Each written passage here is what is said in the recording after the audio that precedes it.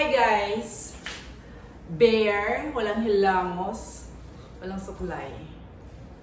So today, yung schedule natin, yung procedure natin ng ating lab calling. And by the way, paano ko pala nalaman na meron akong gallstone? It's because yung anak ko super nag-insist na magpa-ultrasound ako ng tiyan.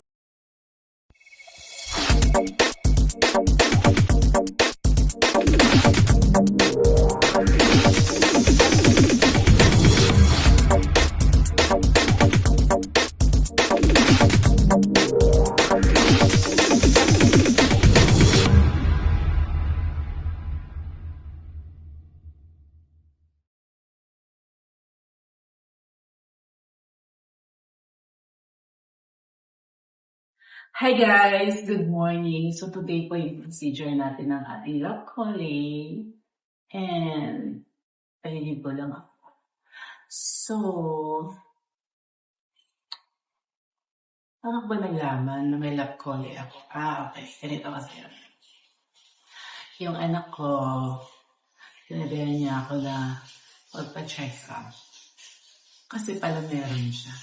So parang ini-insist niya. That was 2023 na nagpa-check up ako. And meron nga akong isa ng 1.8. So sabi naman ng doktor, normal at the age ng 40 up. And then yung nangyari, umiyak ng province. So I went on with my life. Yun nga lang, sabi nila, bawal daw, sabi ng doktor, bawal daw yung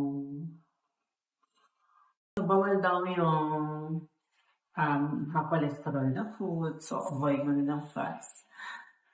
So, umuwi ako ng province, ay nakalimutan ko siya.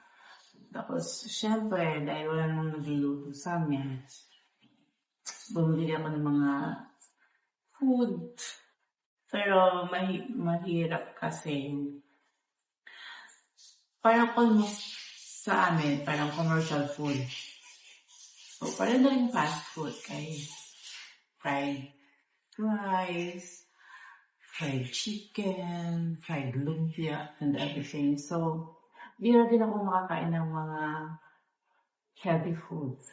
Maliban sa foods. So, pagbalik ko ng Maynila, nagpa-check ulit ako. Tinignan ko siya. Buti na lang kamo, mayroon akong health card.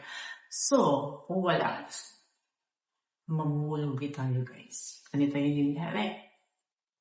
Nagpa-check ulit ako. Yung 1.8, naging 2.8 na siya. And then, meron pang isa, 1.8 na. So, dalawa na bale. Pero naisip ko noon, magpatanggal na talaga ako. So, medyo na-bored ako. Kaya yung ginawa ko, nag-work ako. So, hindi ko akalain na merong health card sa work ko, no? So, malaki naman siya. 150 yung calculator. So, nag-decide ako. Medyo mahabang panahon. Kasi, naisip ko,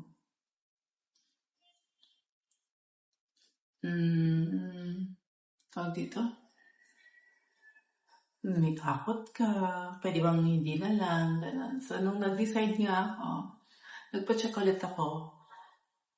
1.8. Yung 1.8 naging 1.6. Yung 2.8 naging 2.5. Hindi siya significant na liit. Pero guys, ang masasabi ko sa inyo, nakakatulong ang diet. Alam niyo kung bakit nag-diet ako?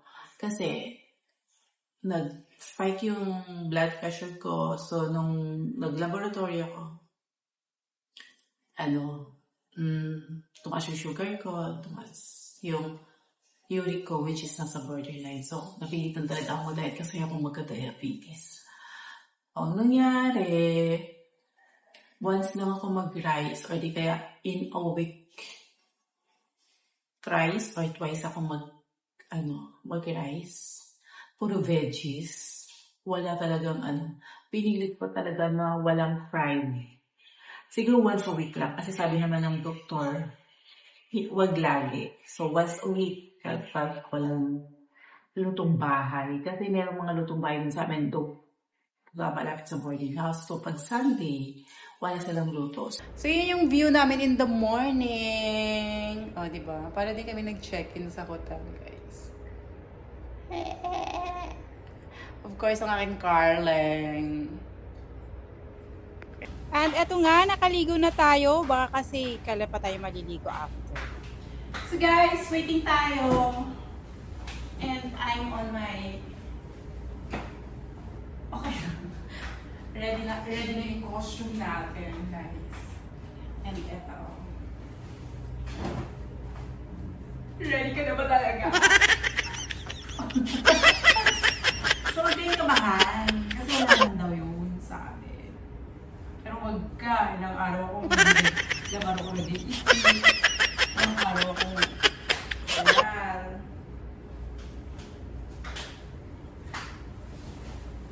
So, tuloy natin yung sinabi ko kanina.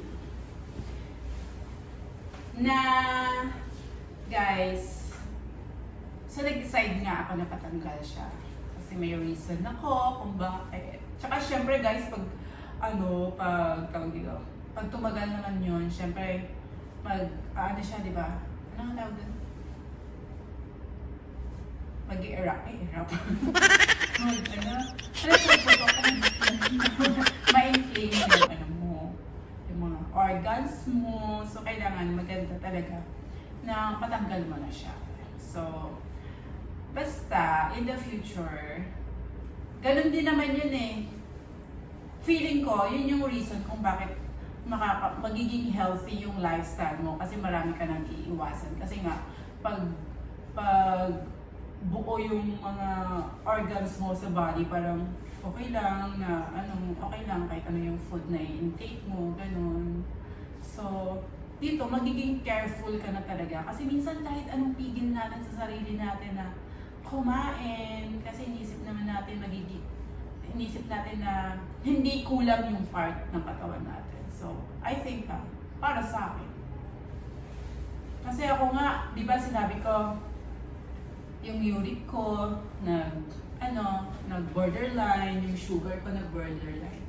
So, nung naging normal siya, bumawi ako ng kain. Nung pagbawi ko ng kain, tumataas, nag-spike ulit yung blood pressure ko. So, there's something wrong. Ibig sabihin, yung mga food intake ko na naman, careless na naman ako, so kung ano na naman yung kinain ko. So, I think, pag wala ka ng gallbladder, magiging healthy ka pa. Hindi, careful ka lang. Careful ka na. Yun lang talaga yung kaya magiging, picky and careful ka. Tapos, pili ka ng mga healthy food. So, yun lang.